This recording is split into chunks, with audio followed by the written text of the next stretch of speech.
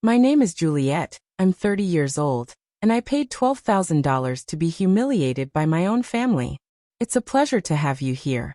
Stay tuned until the end and tell me which city you're watching from. I want to know how far my story has gone.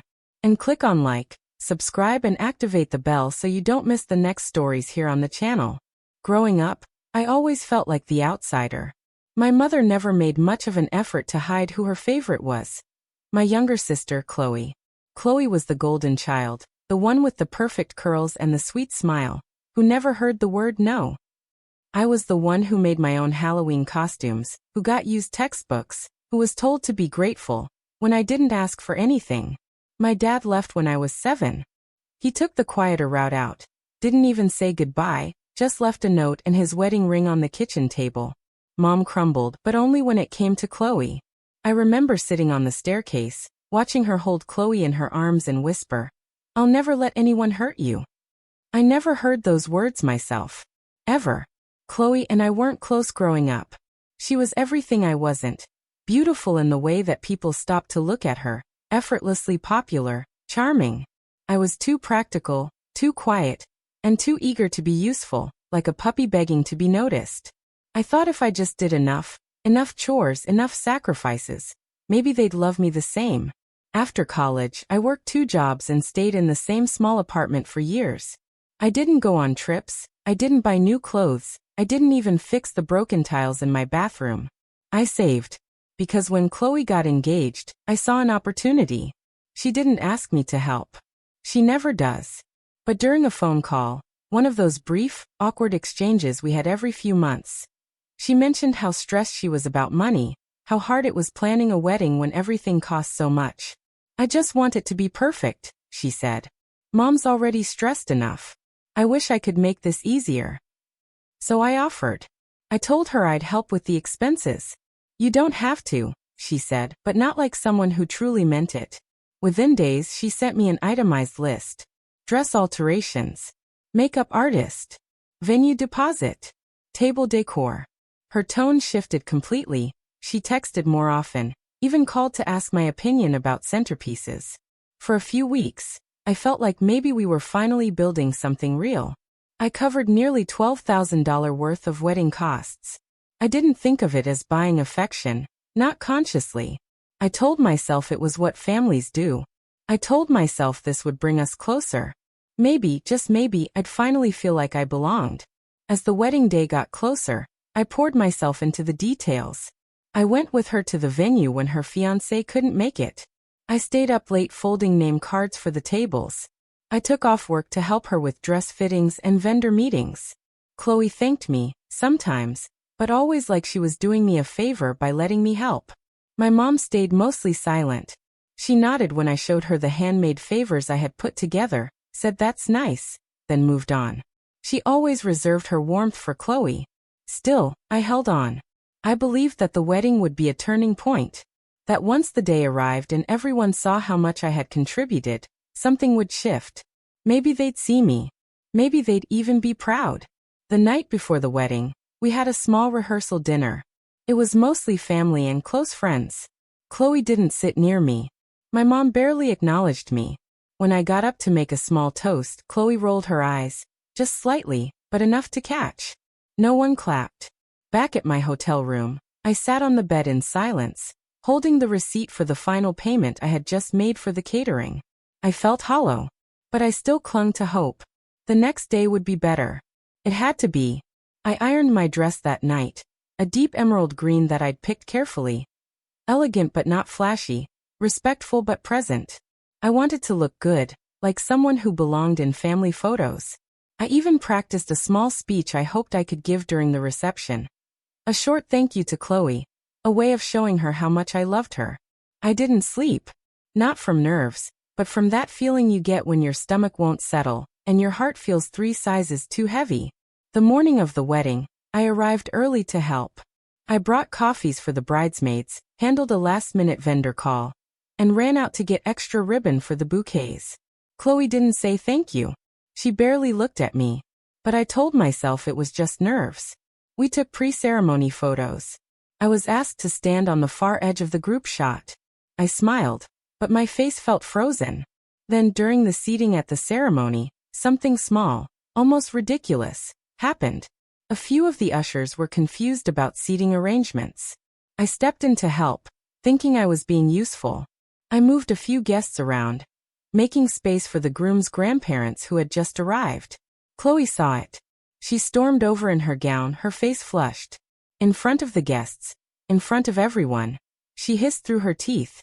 "You're out. You ruined everything." I stood frozen. "What?" I asked. "You rearranged the seating. You've been controlling everything. This is my day, Juliet. You're always so desperate to be the center of attention. Just go." I opened my mouth, but no words came out. My mother appeared behind her. Eyes narrowed at me like I had truly done something unforgivable. No one defended me. So I left. And as I walked back to the parking lot in my emerald green dress, I realized something. I had paid $12,000 to be reminded that I was never really part of that family. I don't remember driving back to the hotel. I don't even remember opening the door or taking off my shoes. I just remember the silence. It was the kind that presses on your chest. The kind that makes you wonder if you were ever real to the people you loved. The phone didn't ring. No one checked if I got back safe. No one asked why I left. It was like I had disappeared, like I'd been erased from the story of the wedding, and maybe from the family entirely. I waited. For a message. A knock. Something. But there was nothing. I flew home the next day. I didn't even use the return portion of the hotel stay I had paid for Chloe and her husband. I left the keys at the front desk and got on the first available flight. I turned off my phone on the plane. I didn't want to see pictures, tags, or stories. I didn't want to know what they said about me. Back in my apartment, everything felt smaller. The fridge was nearly empty. My plants were wilting. I had neglected so much while focusing on that wedding. I thought, absurdly, that maybe they were reflecting me. Shriveled from being overlooked for too long. 3 days later, I turned my phone back on. Nothing. Not a single message. Not even from my mom. So I sent one. Just one. Did I really deserve that? I stared at the screen. Read it a dozen times. Then hit send. No response. But I could see she read it. The silence was loud. A week later, I found out through a cousin's social media that they'd gone on a honeymoon. Fully paid for by Chloe's in-laws. They looked blissful. Perfect. Like I never existed. My name wasn't tagged in any post. In the official wedding album a mutual friend sent me privately, I wasn't in a single photo. Not even the group shots I remembered standing in. I had been cropped out. Literally. I didn't cry. Not at first. I sat there and just stared. At my own absence. At the deliberate erasure of every trace that I had been there, that I had helped, that I had cared. Then the crying came. The kind that happens in waves. Not loud or dramatic, but the slow leaking kind, where you keep wiping your face without realizing it. I cried while doing dishes. While folding laundry. While brushing my teeth. My body was grieving before my brain could process what had happened. Eventually, I stopped trying to understand it. I stopped defending them in my head. I stopped telling myself things like, they were just stressed, or they'll come around. Because I realized something. They never meant to include me. I was useful. That's all. I was a resource. Once my usefulness ran out, so did their patience. That's when I started seeing things differently. I started remembering all the little ways they had excluded me over the years. Birthday parties I wasn't invited to. Family trips I only heard about afterward. Decisions made without me. Always just, almost included. But never quite. It wasn't new. It was just finally undeniable. A few days later, I got a message from my mother. Short. Cold. You owe Chloe an apology. You embarrassed her. That was it. No concern. No curiosity. No effort to understand. I stared at those words for a long time. You owe Chloe. Like the money wasn't enough. Like the years of trying, the nights of crying, the effort to belong. None of it counted. That night, I deleted the message. I didn't respond. Not then. But something in me had changed. It was like a light went out in one part of me and turned on in another. I wasn't ready to fight. Not yet. But I was done begging. That was the beginning of something I didn't know I needed. Distance. And from that distance, I would start to see everything more clearly. What would you do if it were you? Tell me in the comments. And don't forget to like, subscribe and activate the bell to receive all notifications so you don't miss the next story. There's something surreal about being alive and realizing people are acting like you're already gone. That's how it felt in the weeks that followed. I wasn't dead, but it seemed easier for my family to act as if I didn't exist than to acknowledge what they had done. I stopped checking my phone. I stopped logging onto social media. Every photo from the wedding was like a slap, each tagged smiling face a reminder that I wasn't part of it. I started working late. I volunteered for weekend shifts. I said yes to anything that would keep me distracted. But grief isn't just for people who die. It's for the people we lose while they're still breathing. And some nights, I felt like I was mourning a whole life that never got to happen. The one where I had a family that saw me. A few people noticed I was pulling away. My coworker Lena started inviting me for coffee more often. "You're quiet lately," she said once gently. I nodded but didn't explain. How could I tell her that I was unraveling over people who wouldn't even notice? Then about a month later, I saw my mom's name light up on my screen. I didn't answer. But she left a voicemail. "Juliet, it's been long enough. Chloe is moving on, and you need to stop holding grudges. We're having a family dinner for her birthday. Be mature and come." It wasn't an invitation. It was an order. No mention of what had happened. No apology. Just another command, like I was a soldier who had stepped out of line. I listened to that voicemail 5 times. And then I cried. Not because I was sad, but because I finally understood. They weren't capable of seeing me. Not as a person. Only as someone who could fall in line. Still I said yes. I don't know why. Maybe I thought confronting it face to face would give me clarity. Maybe I wanted to see if they'd look me in the eye. The dinner was at my mother's house. I hadn't been there in almost a year. Walking in felt like visiting a place I used to live, but was no longer welcome in. The air was thick, the furniture the same, and the memories sharper than ever. Chloe didn't look at me. She wore a soft pink dress, and accepted everyone's compliments like a celebrity. I handed her a gift, a small book of poems I'd carefully picked out. And she said, "Thanks," before passing it to someone else without even opening it. Dinner was awkward. I sat next to an uncle who spent most of the meal talking about sports. My mother only acknowledged me when asking to pass the salt. Then came the toast. Chloe stood up, glass in hand, and began thanking everyone for making her birthday special. She listed names. Everyone, even cousins I hadn't seen in years. My name didn't come up. Not once. I felt it like a punch. I had been there. I had shown up. Again. And still, I was invisible. After dessert, I went to the bathroom and stayed there for nearly 15 minutes, staring at my reflection. I didn't cry. I just looked at myself, really looked.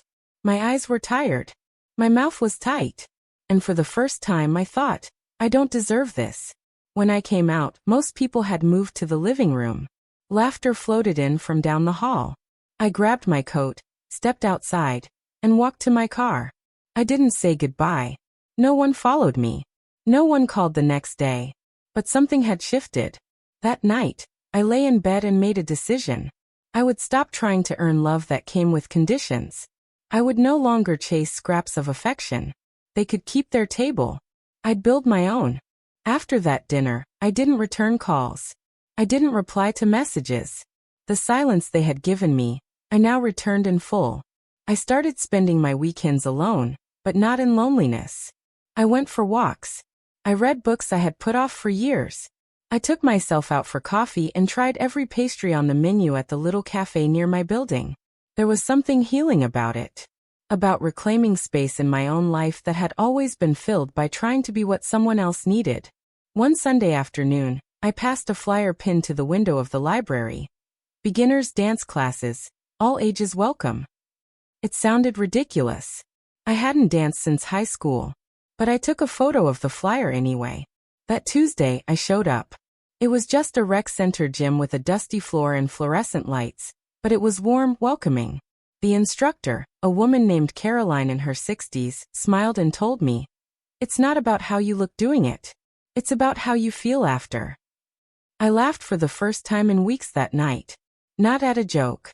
Just at myself, offbeat and out of sync. I kept going back. I didn't tell anyone. Not Lena. Not anyone from work.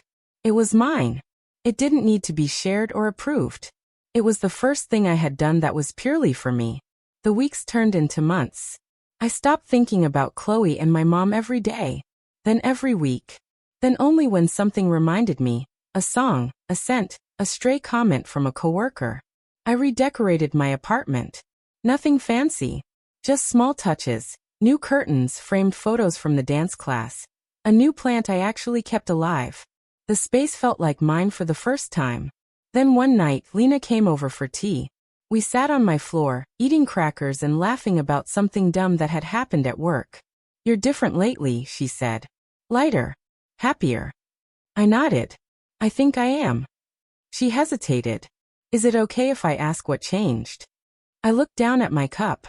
I stopped trying to be chosen by people who never saw me. Lena didn't pry. She just squeezed my hand. Not long after, I got an email. From Chloe. Short. Almost robotic. "Hey. Mom said you've been distant.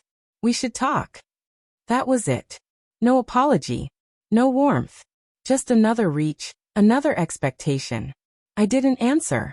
Instead, I signed up to perform at a small recital Caroline was organizing. It wasn't a big deal, just a low-key show for friends and family of the dance group. But it felt monumental to me. I picked a solo. A slow-flowing piece. I practiced for weeks. The night of the recital, the room was full. Folding chairs, homemade programs, a makeshift curtain drawn across half the room. It wasn't glamorous. But it was beautiful. When it was my turn, I stepped out and let myself move. Not for approval. Not for anyone's pride. Just for me. And for the first time, I felt seen by myself. 3 months passed after the recital. And then one day, a thick white envelope showed up in my mailbox. Inside was a baby shower invitation. Chloe's name printed in cursive at the top, pastel pink and gold foil decorating the edges. The envelope had been addressed to me by hand. But there was no note. Just the invitation. I held it in my hands for a long time. They still didn't get it. Or maybe they did, and they just didn't care. This was their way of pulling me back in without ever acknowledging the harm they'd done. Like nothing had happened. Like I was expected to smile, bring a gift, and clap for the next chapter of her life. I left the invitation on the table, and went for a walk. The air was crisp, the kind that cuts through your coat. I wandered without a destination. My thoughts bounced between rage and sorrow. I wasn't angry because I wasn't included. I was angry that they kept expecting me to pretend. To play along in a story where I was always the supporting character. When I even got a role at all. I didn't RSVP. A week before the shower, my mom called. I let it go to voicemail. "You need to show up for your sister. This isn't about the past. Don't make everything about you." That last sentence hit me harder than I expected. Don't make everything about you. It wasn't about me when I paid for her wedding. It wasn't about me when I was screamed at in public. It wasn't about me when I was erased from every photo. So when was it ever allowed to be about me? The day of the shower, I stayed home. I made pancakes.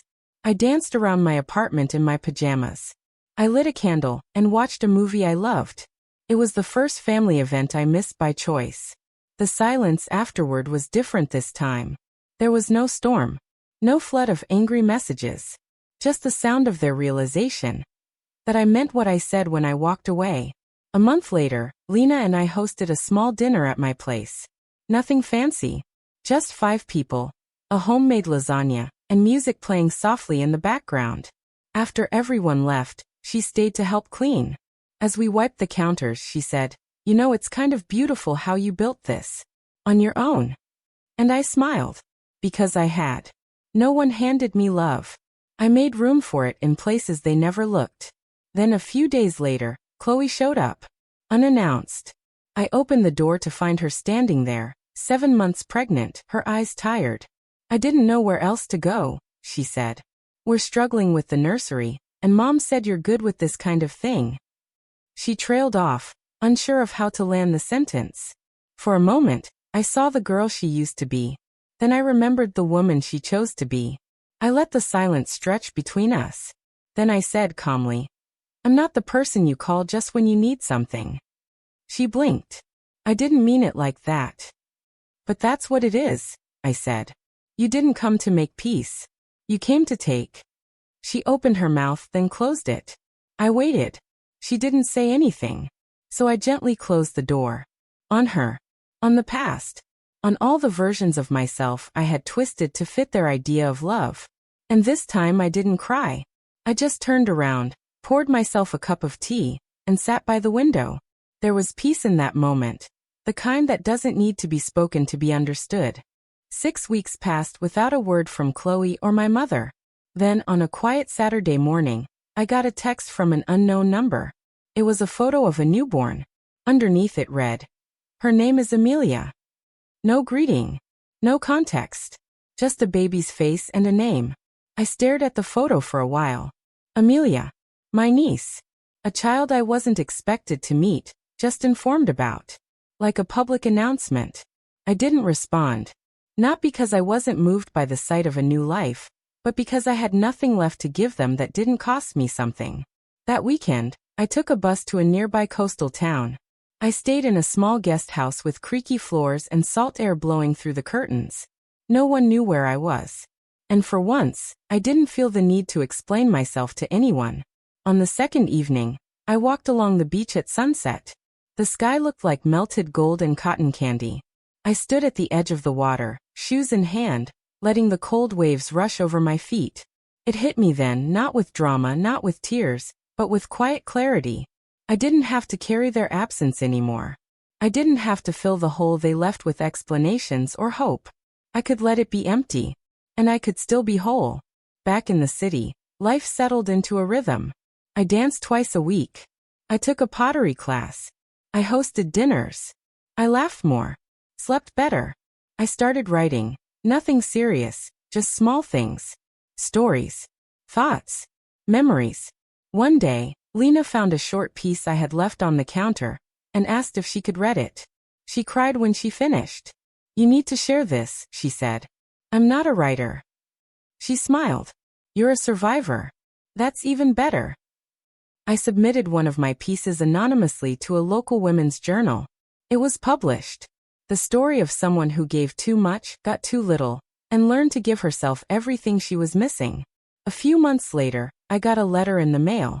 Handwritten. From Chloe. She apologized. Properly. Not just for the wedding. But for all of it. For the years. For the choices. For seeing me as a resource, not a sister. She asked if we could meet. Said she wanted to try again, but only if I wanted to. I read it 3 times. Then I folded it carefully and put it in a drawer. I didn't decide that day. Or the next.